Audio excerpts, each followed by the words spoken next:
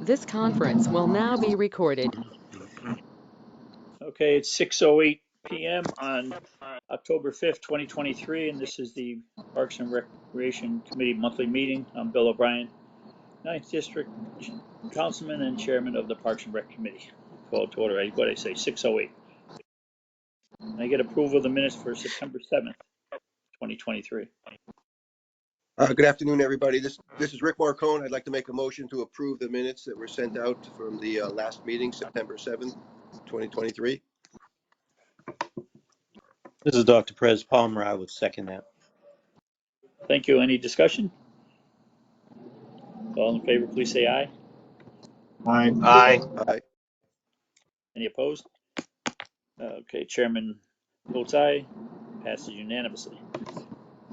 Has Chad joined us? No. No.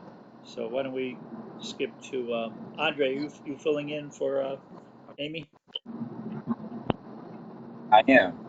All right, you're up to bat. Okay.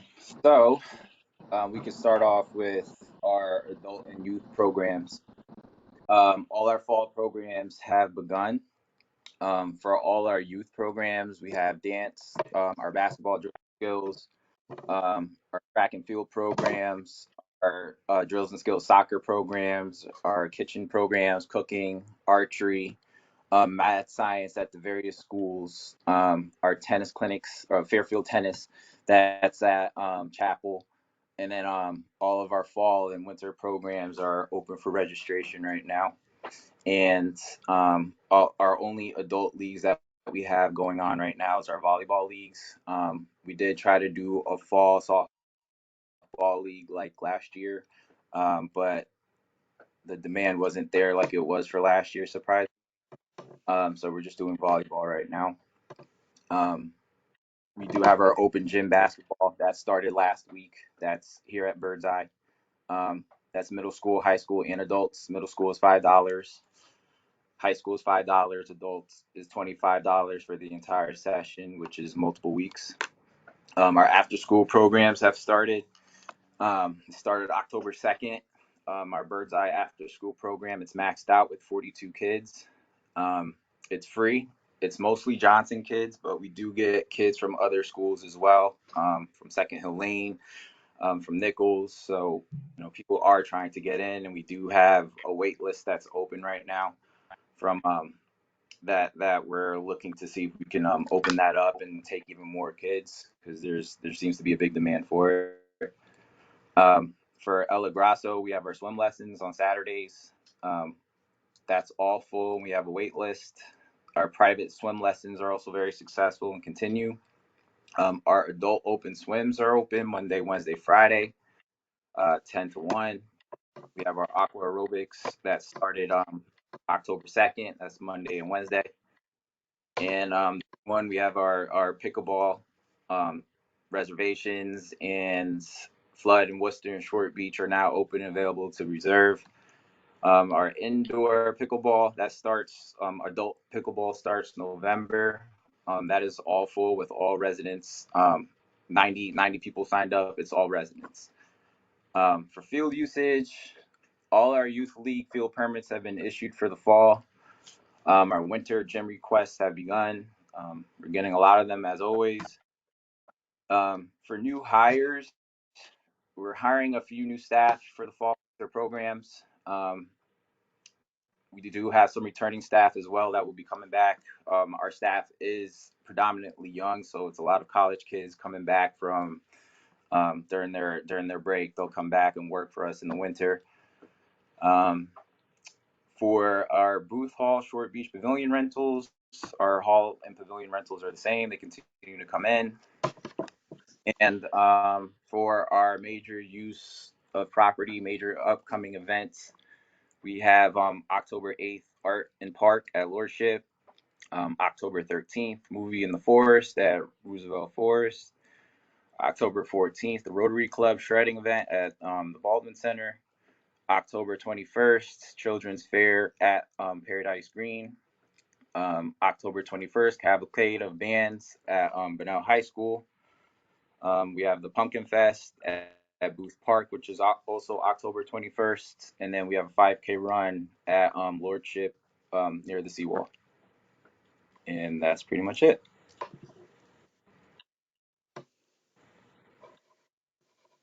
Hey, Andre, going back to that program that you said is filled and you have a waiting list. What was that again? An after school Yes. program? Yes. Is there an option to open it up at another location also to fill some of the demand? That's honestly, it's a good question. We've been thinking about that. We do have another after school program at Frank that's also free, but it's not as long. It's that is only Mondays, Tuesdays, Wednesdays, and Thursdays for an hour and a half, while our Bird's Eye after school program is 3 to 5:30, so it's a little bit longer. And we don't take as much kids at Franklin, but there definitely is a demand for it at other schools. So we've been playing around with it and trying to see if we can open up at other schools as well, because it is kind of hard coming all the way from the north end and then come all the way down to Bird's Eye by 3:15, 3 o'clock when our program starts, especially if you're coming from Second Hill Lane or Chapel. There is a demand for it, so we are looking into it. Does the Y still offer programs like they used to at Nichols School and I think maybe Whitney? That I'm not sure of. I know Yeah. when, but I don't know if they're still at Eli Whitney or the other schools. Okay. Anybody else have any questions for Andre? If not, thank you. Good report. How about Chad? Any luck yet? I, Not yet. I'll text him. I sent him a text, but he hasn't replied. All right. So, well, I hope he comes on. I had a few questions for him, but let's do continuing items. I have an update on the tennis courts at Longbrook. On September 27th in the Connecticut Post, there was an invitation to bid, and there's going to be a pre-bid meeting. What the heck is it? October 26th, it looks like. So that's moving forward, which is good. Morgan Francis property. I heard something. Boy, Aileen, were you at Public Works meeting? They mentioned something about that. It's, I think, final phase of the drawings or the proposal, something like that.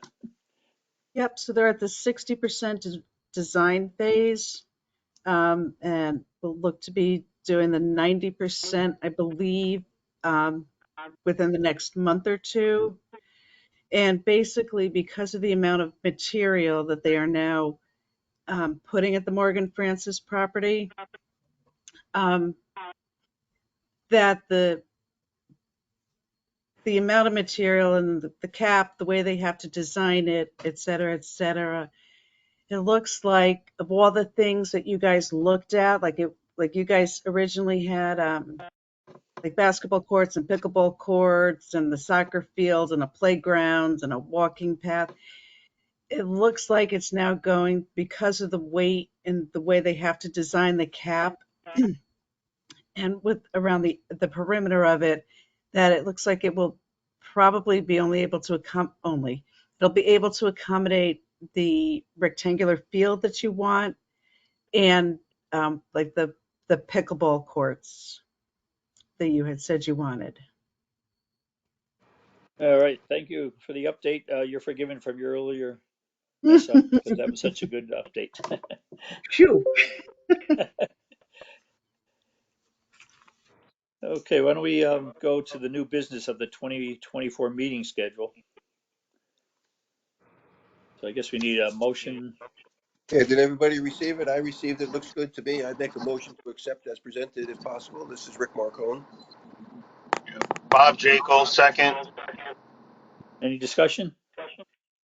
So just so you guys are aware, the only difference from this and previous years is that originally there was no August meeting for Parks and Rec, but this year, because July 4th happens to be the first Thursday of the month, then so therefore there will be no July meeting. So August is on this schedule. That was the only change. And it's probably a good time to mention too that all our terms expire in December of this year. So I think the process is if you still want to stay on this committee, you have to submit another application. I seem to remember that from last time. And then, of course, Ken Poison and I will be off as councilman. I'm probably going to submit an application to stay on as a member. But let me confirm that we have to reapply, and I'll let everybody know. I'll check that out with Margot. Okay, so any other discussion on the schedule? If not, all in favor, say aye. Aye. Aye. Aye. Aye. Any opposed? Oh, thanks. Passes unanimously. Thank Under you. new business, I also have a note about Longbrook Park. I've got to bring up an email I got from another member of the town council. And hold on a second while I find it. I guess there's a problem there with the dogs. And they're asking for some signage. So I'm not sure if that comes through us or not. That's why I was hoping Chad would be here. So they're requesting that Parks and Rec, through Parks and Rec, an updated ordinance with a fine for violation of having dogs not on a leash, have a new sign placed at the end of Prim Street in clear sight and perhaps along the gravel parking area across from Pender's. Apparently, a lot of people have been letting their dogs run loose at Longbrook Park. So I'm going to have to check this out about signage, if that is something we even have the authority to address. So Was it unfortunately, addressed at the Longbrook Park Commission? yeah, it came from one of the counselors that's on the Longbrook Park Commission. No. Well, since So I guess we could, everything's kind of turning over, do you guys have any thoughts on the matter? yeah, I'll have to get some. Is there any signage there in Longbrook about that at the moment or no? I really don't know.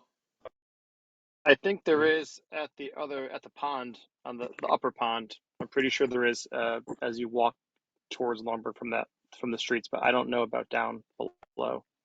Upper Pond, and then I thought we asked for signs on the turf field. I thought we, in a previous meeting, asked for signage specifying no pets.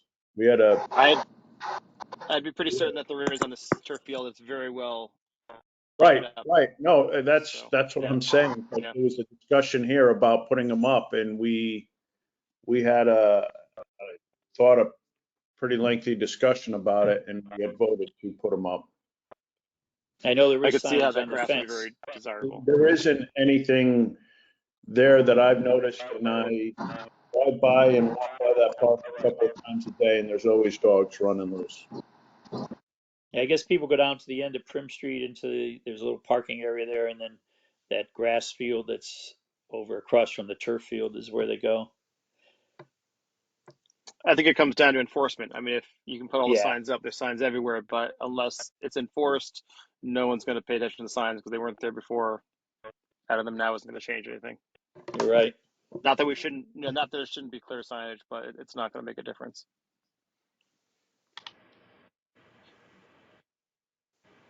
So I guess I would recommend that residents, when they see a dog loose, call the police.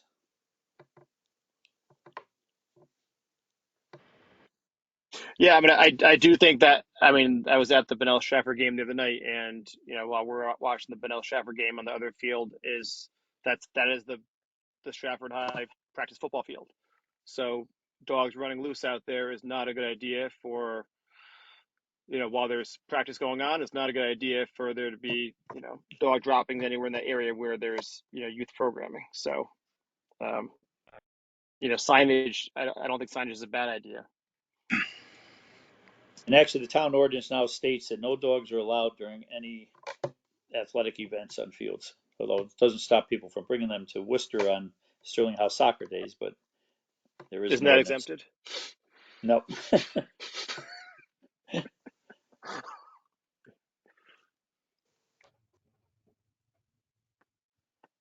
And since you mentioned the Bedell Stratford game, that kind of under new business, I want to mention that on Saturday the 14th, they'll be playing at Benell, and for the first time, the Richard Dietrichson Soccer Cup will be awarded to the winning team.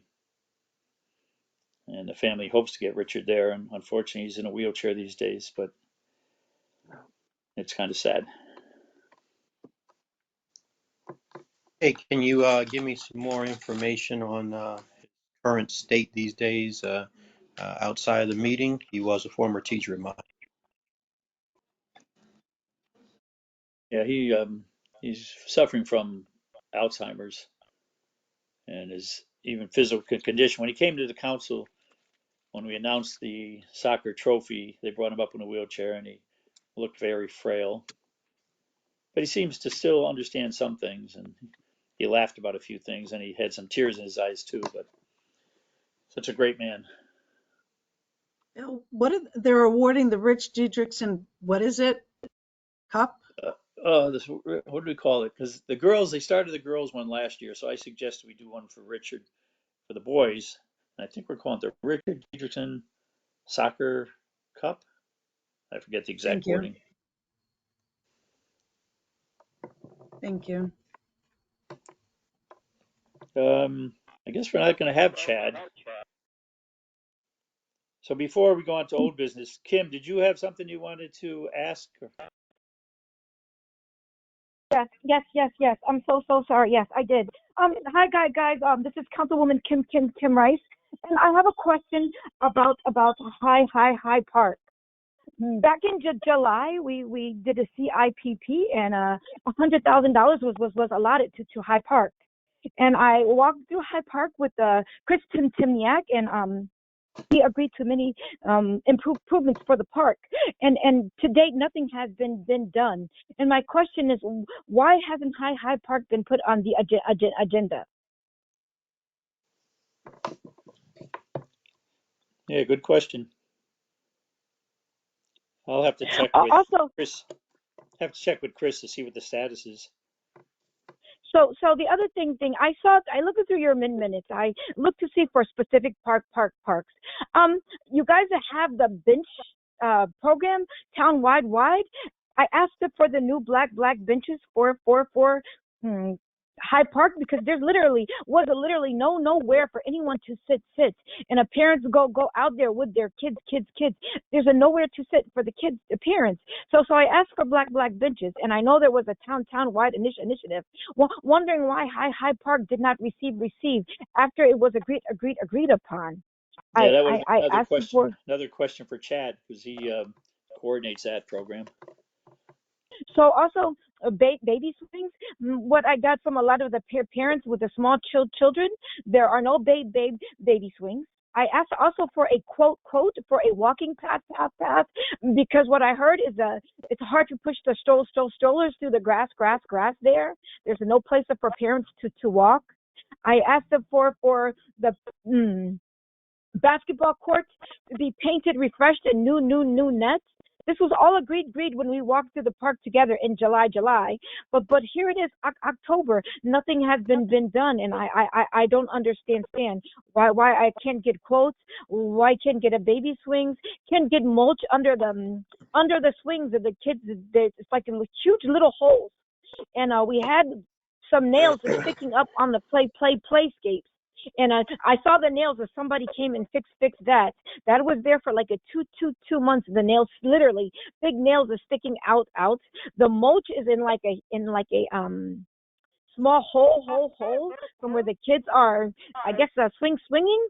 Don't know why there's not more mulch under the playscape.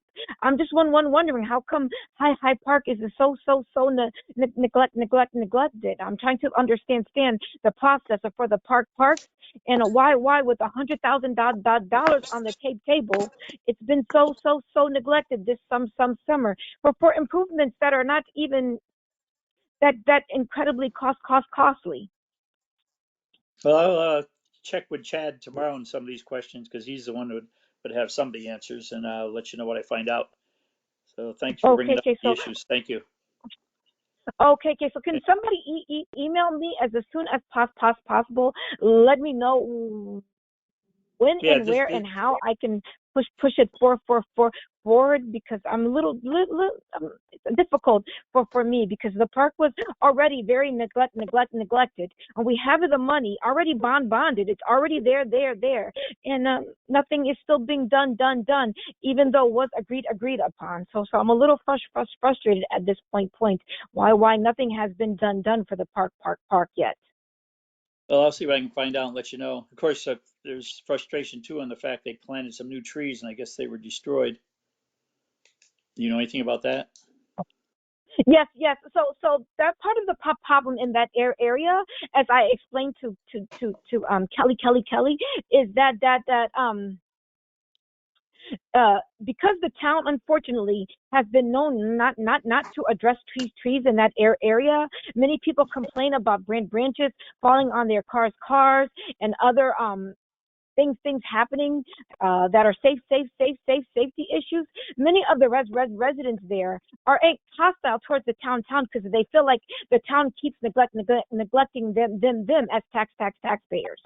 And so they don't want anything to do with the trees because the trees in that area have been so neglected. And then the homeowner has to bear the cost of whatever happens to their personal property, or if they fear the tree may hurt them. So in talking to the residents, I learned they are very upset about the trees because of the neglect. So we had some meetings with some of the people and tried to explain. Hopefully we got a new tree person there. The situation will change and improve, but past history, there's a lot of people feel very neglected by the town in District 444. So that's what I do know. I know that they removed those couple of trees. The rest are there. They are growing. They are lovely addition to the park. But there's no benches or anything really to sit on. They are old. The ones that are there. There's a tiny little place for your bottom. It's not really pleasant with what is left there. Again, very neglected park. I don't understand, with money on the table, why it continues to be neglected. Not to I'm just wondering. All right, Again, Kim, speaking for I'll my see what I can find out tomorrow and constituents. I'll send you an email. I'll talk to Chad Okay. Thank and Chris. you. Okay. Okay, thank you. I All right. And then appreciate going your on. time. Thank you so Okay. much. Okay. Going on to Okay. old Thank you, business. guys. Old business. I don't have anything on Johnson House or batting cage. Does anybody? And then I want to mention something else on old business that Tim Sepitelli mentioned last. Tim, you had talked about Quayle Street, Yes. and I talked to Kelly Kerrigan, who's the tree warden, and what's her other title? Aileen, conservation. She is the environmental conservation superintendent. Yeah. So she said the idea of what they did there was that it would just grow back naturally, and it's not supposed to be maintained in any way. So I guess eventually it'll work itself out. Okay. Yeah, they're the experts. It doesn't look right to me, but and Yeah, other I took a people, ride but they're by the it. You experts. So mentioned it does look a little messy, but I guess in time. okay. I appreciate the Hopefully. Yeah. follow up on that. All right. Anybody else have any other old business? If not, next meeting is Thursday, November 2nd at 6 p.m. And keeping Aileen happy, we'll probably go virtual, but we'll see what happens. Either Things that, work out well when Aileen's happy. or maybe we'll go to Chad's house the part of the meeting. There you go. If nobody has anything else, I'll make a motion to adjourn. I'll second that motion. Any discussion? All in favor, say aye. Aye. Any opposed? All right. Thank you, everybody. It passes Okay, unanimously, and we're adjourned at 6:32 p.m. Have a good Thanks. great. night. Thanks, guys. See you. Night. Bye. Bye. Bye. Hey, Aileen.